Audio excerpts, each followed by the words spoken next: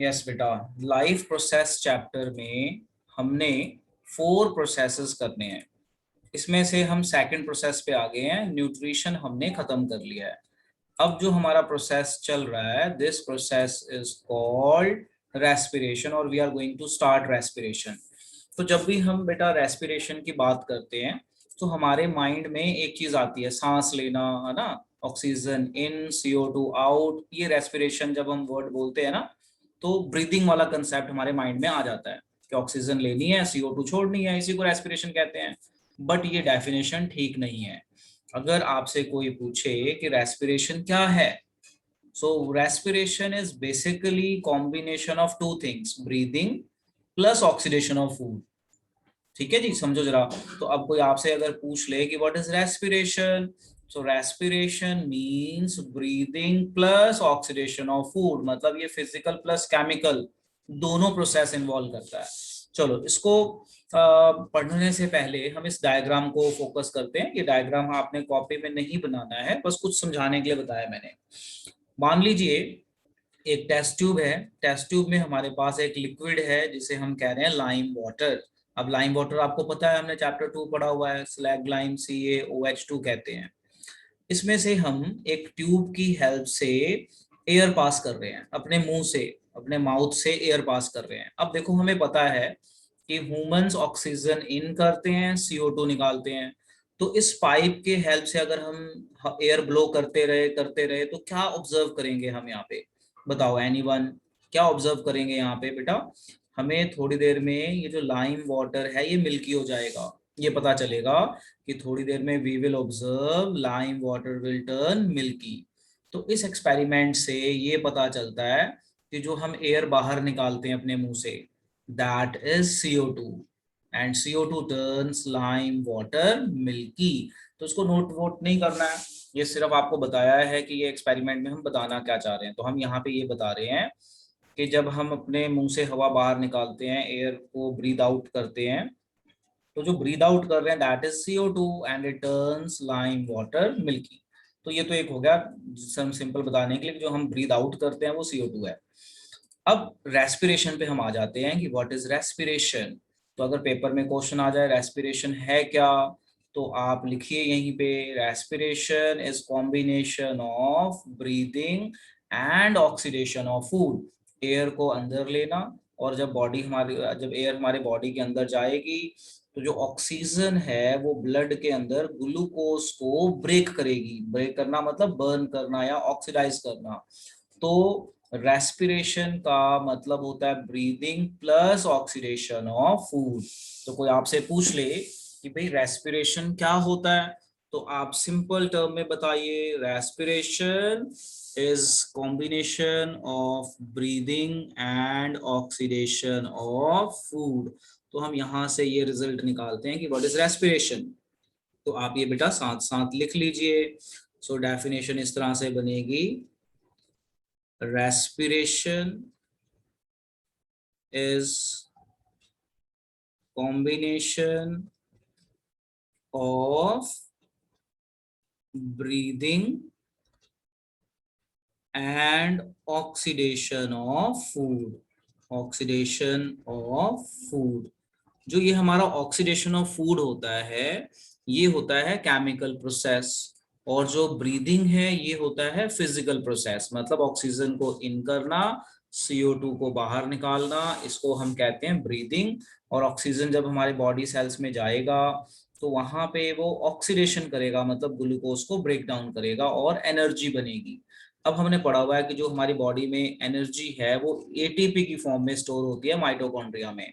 तो ATP क्या होता है? एडिनोसिन ट्राइफॉस्फेट, जिसे हम क्या कहते हैं? एनर्जी करेंसी ऑफ सेल, जो हमें एनर्जी देता है। तो यहाँ से हमें मोटा मोटा ये समझ में आया कि रेस्पिरेशन क्या होती है। तो रेस्पिरेशन समझाने के लिए मैंने एक फ्लो चार्ट बनाया था। तो यहाँ पे ये बताया कि हमने खाना खाया, वो डाइजेस्ट हो गया, डाइजेस्ट होके वो हमारे ब्लड में जाएगा, ब्लड में ऑक्सीजन, ब्लड से सेल में, सेल से ऑक्सीजन मिलेगी, ऑक्सीजन लेके वो CO2 और एनर्जी में कन्वर्ट हो जाएगा। तो जो ये वाला प्रोसेस है बर्निंग ऑफ फूड या ऑक्सीडेशन कहते हैं, तो ये रेस्पिरेशन में ही आता है। तो respiration is combination of breathing and oxidation of food, also called physiochemical process. Physical and chemical process का mixture है, so it is called physiochemical process. तो आप बेटा साथ साथ लिखते भी रहिए और अपने नोट्स प्रॉपर बनाते रहिए। अब हम चलते हैं यहाँ पे आगे। अब आप देखो, जो चीज मैंने आपको यहाँ समझाई है, अब उसी को थोड़ा सा हम डिटेल में पढ़ते हैं। Introduction to respiration. तो रेस्पिरेशन मैंने आपको बताया combination of breathing plus oxidation of food. Breathing का मतलब होता है CO2 बाहर निकालना एंड ऑक्सीजन को इन करना, एंड ऑक्सीडेशन ऑफ फूड मैंने बता दिया। ये फिजिकल प्रोसेस है, ये केमिकल प्रोसेस है, तो इसको हम फिजियोकेमिकल प्रोसेस भी कहते हैं। Respiration broadly means exchange of gases. Animal and plants have different means of exchange of gases at cellular level, मतलब cell level. Respiration means burning of food. तो देखो सेल लेवल पे रेस्पिरेशन का क्या meaning आता है, burning of food for generating energy needed for other life processes. तो देखो ये होने से, जैसे हमने खाना खाया, डाइजेस्ट हो गया, ब्लड में चला गया, सेल में चला गया, उसके बाद उसकी एनर्जी बनानी है, तो एनर्जी बनेगी रेस्पिरेशन के थ्रू। ये ऑक्सीडेशन होगी, ऑक्सीडेशन होगी तो वहां से एनर्जी बनेगी, और एनर्जी बनेगी तो वो एटीपी की फॉर्म में माइटोकॉन्ड्रिया में स्टोर होगी और हमें हमारे काम करने में हेल्प करेगी। ठीक है जी। अब जो हमारी रेस्पिरेशन है ये दो तरह की होती है, एरोबिक रेस्पिरेशन, एनारोबिक रेस्पिरेशन। मतलब अगर रेस्पिरेशन में ऑक्सीजन यूज हो रहा है, मतलब in the presence of oxygen, उसे कहते हैं एरोबिक रेस्पिरेशन। अगर ऑक्सीजन नहीं है तो उसे हम कहते हैं एनारोबिक रेस्पिरेशन। सो अब यहां से आप ध्यान रखेंगे, रेस्पिरेशन दो तरीके की है। क्या नाम है? Aerobic respiration, anaerobic respiration. What is aerobic respiration? Respiration which occur in the presence of oxygen, and anaerobic which occur in the absence of oxygen, जैसे ईस्ट हो गया, एग्जांपल भी दे दी। एंड एरोबिक में ह्यूमन बींग्स आ गए, दूसरे animal आ गए, तो human beings आप यहाँ डाल दीजिए। अब क्या होता है कि जब एरोबिक रेस्पिरेशन होती है, मतलब ऑक्सीजन की प्रेजेंस में, तो एनर्जी ज्यादा बनती है। आपको मैं एक सिचुएशन बताता हूँ। मान लो आप दौड़ रहे हो, तो जैसे आप नॉर्मल वॉक कर रहे हो, तो नॉर्मल वॉक चाहे आप 10 घंटे कर लो, आप नहीं थकेंगे। क्यों नहीं थकेंगे? क्योंकि नॉर्मल वॉक में आपको जितनी ऑक्सीजन चाहिए उतनी मिल जाती है, एनर्जी भी मिल जाती है, तो आप थकते नहीं। अब हम कहते हैं कि आप रनिंग करो, तो जब आप रनिंग करोगे ना, तो आप 5 से 10 मिनट में ही थक जाओगे, 5 से 10 मिनट में थक जाओगे। क्यों?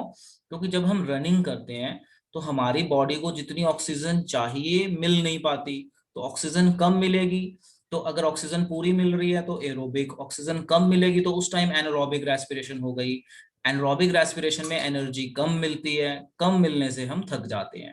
तो जब हम नॉर्मल बैठे हैं, जैसे अभी बैठे हैं, पढ़ रहे हैं या वॉक कर रहे हैं नॉर्मल, तो हमें कभी भी थकावट फील नहीं होती है। नॉर्मल वर्किंग में, नॉर्मल सिटिंग, जॉग, अपना जस्ट वॉकिंग कर लो, तो नॉर्मल हम नहीं थकेंगे। बट हम कोई दौड़ दौड़ के काम कर रहे हैं, रनिंग कर रहे हैं, उसमें हम थक जाएंगे, क्योंकि रनिंग करते हुए our body need more oxygen, तो वो मोर ऑक्सीजन मिल नहीं पाती, ना मिलने के कारण हम थक जाएंगे। तो उस कैटेगरी को हम कह देते हैं एनारोबिक रेस्पिरेशन। तो ये मैंने एक सिचुएशन बताई है कि कब हमारा हम एनारोबिक रेस्पिरेशन और कब एरोबिक रेस्पिरेशन हम देखते हैं।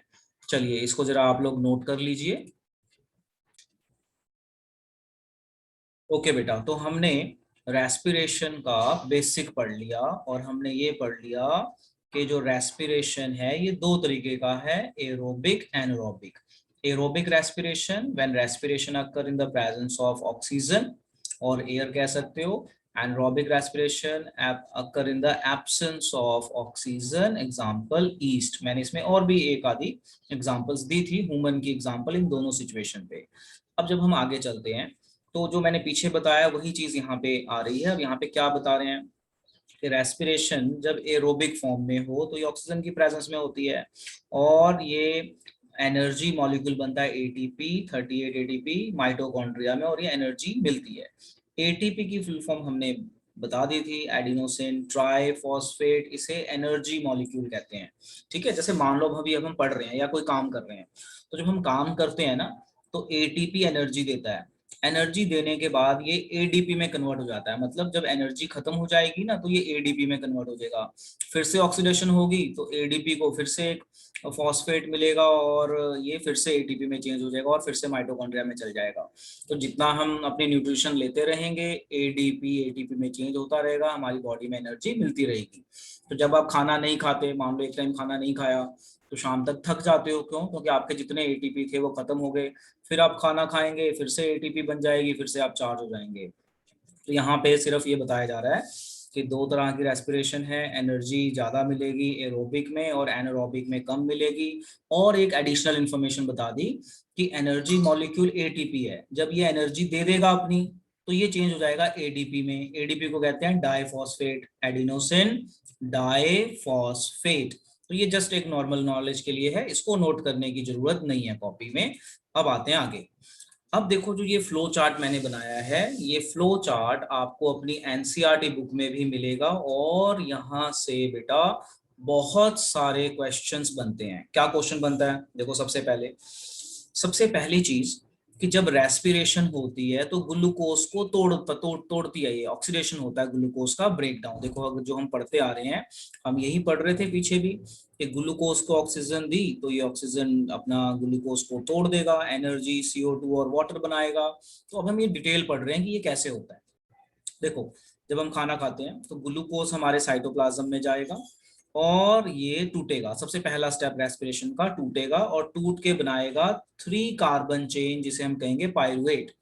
तो ग्लूकोज होता है 6 कार्बन चेन, जब ये फर्स्ट स्टेज ऑफ ऑक्सीडेशन जाता है साइटोप्लाज्म में तो ये बनाता है पायरुवेट। अब जो ये पायरुवेट है ये आगे कन्वर्ट होता है अलग अलग फॉर्म में, जैसे ईस्ट में। तो ईस्ट में ऑक्सीजन होती नहीं है, एब्सेंस ऑफ ऑक्सीजन यानी एनारोबिक रेस्पिरेशन। तो ईस्ट की जब ये ऑक्सीडेशन करता है अपना ये रेस्पिरेशन के टाइम पायरुवेट तोड़ता है एनारोबिक रेस्पिरेशन में, तो जो पायरुवेट है it will change into ethanol, carbon dioxide and energy. अब पेपर में क्वेश्चन क्या बनता है? पेपर में क्वेश्चन बनता है कि भाई जब ईस्ट में एनारोबिक रेस्पिरेशन होती है तो what are the end products? तो ethanol, carbon dioxide and energy. एक क्वेश्चन और बनता है कि ग्लूकोज की ब्रेकडाउन कहाँ पे होती है टू फॉर्म पायरुवेट? देखो यहां से क्वेश्चन बनता है कि in which part of cell glucose break down to form pyruvate? तो इसका आंसर है साइटोप्लाज्म। तो बेटा देखो इसे नोट्स कहते हैं, और नोट्स में जरूरी नहीं कि हम क्वेश्चन आंसर लिखें, नोट्स आपने बना दिए तो यहाँ से बहुत सारे क्वेश्चन और बहुत सारे आंसर बन सकते हैं। फिर से देखो पहला क्वेश्चन के ग्लूकोज ब्रेकडाउन कहाँ पे होता है to form pyruvate in a cell? Answer है साइटोप्लाज्म। ईस्ट में जब एनारोबिक रेस्पिरेशन होती है तो क्या बनता है प्रोडक्ट? तो आप बताइए इथेनॉल, CO2 एंड एनर्जी। ठीक है जी। अच्छा अब दूसरा आ जाओ मसल्स वाला। तो ये मसल वाला वही है कि जब आप रनिंग कर रहे हो, मैंने आपको एग्जांपल दी थी, मान लो आप रनिंग कर रहे हो, तो रनिंग कर रहे हो तो हम थक जाते हैं। क्यों थक जाते हैं? क्योंकि रनिंग करते हुए हमें ऑक्सीजन की जरूरत ज्यादा होती है, तो हमें ऑक्सीजन उस टाइम कम मिल पाती है, हमारी सांस चढ़ जाती है। तो जब हमारी बॉडी में कम ऑक्सीजन मिलेगी मसल्स में तो वो एनारोबिक रेस्पिरेशन हो गई, और उसमें जो प्रोडक्ट बनेगा lactic acid and energy. Lactic acid जैसे ही बनेगा मसल्स के अंदर तो हमें थकावट फील होती है। तो यहाँ पे क्वेश्चन आता है कि when we do vigorous exercise or when we do running we get tired, why? तो आप आंसर बताइए। because during that time our body undergoes, muscles of our body undergoes anaerobic respiration, they form lactic acid and energy, और इसमें energy कम बनती है इसलिए हम थक जाते हैं। अब आ जाओ नॉर्मल ऑक्सीडेशन, जैसे भी हम बैठ के पढ़ रहे हैं, तो चाहे मैं आपको 3 घंटे 4 घंटे पढ़ाऊं, कोई दौड़ा थोड़ी नहीं रहा हूं, बैठ के पढ़ रहे हो। तो जब आप बैठ के पढ़ रहे हो तो ऑक्सीजन आपको पूरी मिल रही है जितनी आपको चाहिए। रनिंग करोगे तो ऑक्सीजन ज्यादा चाहिए तो आपकी सांस फूल जाती है। अभी मैं आपको 3 घंटे 4 घंटे बैठ के पढ़ाऊं तो कोई दिक्कत नहीं, आपकी सांस नहीं फूलेगी। क्यों? क्योंकि आपको एयर से ऑक्सीजन पूरी मिल रही है और माइटोकॉन्ड्रिया में एनर्जी बन रही है। तो यहाँ पे बनेगा CO2, वाटर एंड एनर्जी, और 38 ATP मिलेगी। तो यहाँ से देखो कितने सारे क्वेश्चन बन गए इस टेबल से। तो this table is very important. इस टेबल को कहते हैं glucose breakdown pathway in different situations. तो एक ईस्ट का हमने डिस्कस किया which is called anaerobic respiration, फिर हमने मसल्स, अपनी ह्यूमन मसल्स में किया कि जब हम एक्सरसाइज करें या रनिंग करें तो उस टाइम हमारी मसल्स को ऑक्सीजन कम मिलती है, तो वो एनारोबिक रेस्पिरेशन हो गई। फिर हमने एक नॉर्मल सिचुएशन की बात कर ली, जैसे हम नॉर्मल वॉक कर रहे हैं, बैठ रहे हैं, पढ़ रहे हैं, खाना बना रहे हैं, है ना, रीडिंग कर रहे हैं, तो उसमें ऑक्सीजन जितनी चाहिए उतनी मिलती है और हर टाइम पे ये रेस्पिरेशन में ये प्रोडक्ट बन रहा होता है, तो यहाँ पे हमें थकावट फील नहीं होगी। तो अब देखो पहला क्वेश्चन क्या बनता है, अब ये पूरा फ्लो चार्ट आप ड्रॉ करते जाइए और क्वेश्चंस आप समझते जाइए क्या क्या बनेंगे। क्वेश्चन नंबर 1 कि ग्लूकोज को पायरुवेट में चेंज करते हैं तो ये सेल के कौन से पार्ट में चेंज होता है, तो answer is cytoplasm. Question number 2, lactic acid कब फॉर्म होती है हमारी बॉडी में, when our muscles undergo anaerobic respiration. ठीक है, हमारी बॉडी एनारोबिक रेस्पिरेशन में कब जाएगी, when we do running, vigorous exercise, उस टाइम पे। अच्छा, अंडर नॉर्मल सिचुएशन जो हमारी बॉडी में ऑक्सीडेशन होती है ग्लूकोज से, तो क्या बनेगा और ये कहाँ पे बनेगा, तो माइटोकॉन्ड्रिया में, in the presence of oxygen, CO2, water और एनर्जी बनेगी और एनर्जी ज्यादा बनेगी। ईस्ट में एनरोबिक रेस्पिरेशन होगी तो क्या एंड प्रोडक्ट बनेंगे, तो आप ये बताइए, ethanol, carbon dioxide and energy. So ये चीजें हैं which is related to the break down of glucose. मतलब ग्लूकोज से एनर्जी मिलनी है, तो ग्लूकोज से जब एनर्जी मिलनी है तो ग्लूकोज को दो तरीके हैं ब्रेक करने के, aerobic respiration and anaerobic respiration. Aerobic respiration में एनर्जी ज्यादा मिलती है, एनारोबिक में एनर्जी कम मिलती है। तो इसमें क्या क्या क्वेश्चंस की पॉसिबिलिटी है वो मैंने बता दिए हैं, अब आप इन्हें नोट कर लीजिए और मुझे डन बोलिए। चलो जी, अब हमने ये पढ़ लिया कि ग्लूकोज को जब हम ब्रेक करेंगे तो क्या क्या बनेगा और कौन कौन से सिचुएशन में क्या क्या प्रोडक्ट बनेंगे, तो इस पे 10-12 क्वेश्चंस बड़े आराम से बन जाते हैं जो हमने डिस्कस कर दिया। अब इसके बाद क्या होगा, एनर्जी बनेगी। ठीक है, एनर्जी किस फॉर्म में बनेगी, एटीपी की फॉर्म में बनेगी। तो एक जस्ट पैराग्राफ है, हम इसको पढ़ लेते हैं। The energy release during cellular respiration is immediately used to synthesize molecule called ATP। जैसे मैंने आपको बताया कि रेस्पिरेशन होगी तो एनर्जी मॉलिक्यूल बनता है, तो वो एनर्जी एटीपी की फॉर्म में माइटोकॉन्ड्रिया में स्टोर होता है, which is use to fuel all the activities in the cell. Cell को काम करने के लिए एनर्जी चाहिए और एनर्जी वो एटीपी से मिलती है। In these processes, ATP is broken down, give rise to a fixed amount of energy which can drive endothermic reaction taking place in the cell। देखो जो हमारी सेल है, हमारी सेल के अंदर रिएक्शंस होती रहती हैं, उन रिएक्शंस को करने के लिए एनर्जी चाहिए और एनर्जी लेके फिर रिएक्शन होती है, तो उसे हम कहते हैं एंडोथर्मिक प्रोसेस। और एक एटीपी से हमें अप्रोक्सीमेटली 30 किलो जूल पर मोल एनर्जी मिलती है। तो ये एक वैल्यू है जो आप जस्ट अपनी नॉलेज के लिए याद कर सकते हैं। तो यहाँ पे एक नॉर्मल सा आपको हमने बता दिया है ये क्या होता है। अब आप देखो यहाँ पे, अब हमारा आता है difference between aerobic respiration and anaerobic respiration. This is important, हम ये पढ़ के आए हैं, हम बड़े आराम से बता सकते हैं। Aerobic respiration occur in the presence of oxygen, anaerobic occur in the absence of oxygen, aerobic respiration occur in mitochondria, ये सारा हम पीछे पढ़ के आए हैं, डिफरेंस हो गया। एंड यहाँ पे साइटोप्लाज्म। एरोबिक रेस्पिरेशन का and product CO2, water and energy. यहाँ पे क्या बनता है, अल्कोहल, इथेनॉल को अल्कोहल कहते हैं, हम पीछे पढ़ के आए ना इथेनॉल, देखो हम पीछे पढ़ के आए, एनरोबिक में इथेनॉल बनता है। ये मसल्स, ह्यूमन मसल्स का अलग है, ईस्ट की से कंपैरिजन कर रहे हैं।